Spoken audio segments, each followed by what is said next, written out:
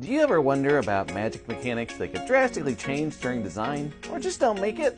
Hi, Dave from the Wizards legal team here, and R&D is letting me tell you about the drastic changes to the Suspect mechanic in the newest set, Murders at Karlov Manor.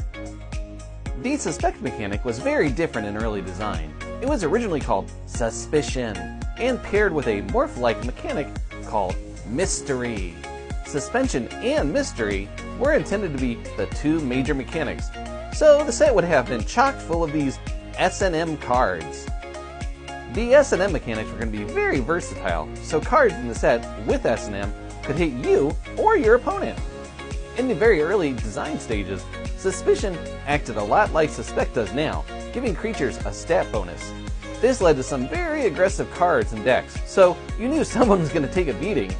It of course later got scaled back for being just too dominating in most situations. Why did it get changed? There were a few reasons. The playtest team got really tied up on the mechanics. I heard there were a lot of late nights that they couldn't get out of. The design lead really had them on a leash for that one.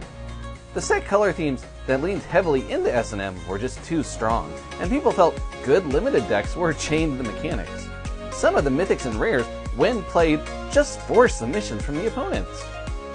To sum up, with a quote from the design lead, our test team just wasn't having fun with S&M.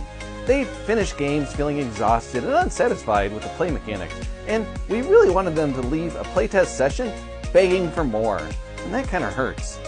So, eventually, Suspicion turned into Suspect, and Mystery got replaced by Disguise and Cloak. Will Wizards ever get back into S&M in the future? Probably not, with how much they're tied up these days with other storylines. So, that's it for S&M. I'm Dave, and I hope you spank your opponents in your next Magic event.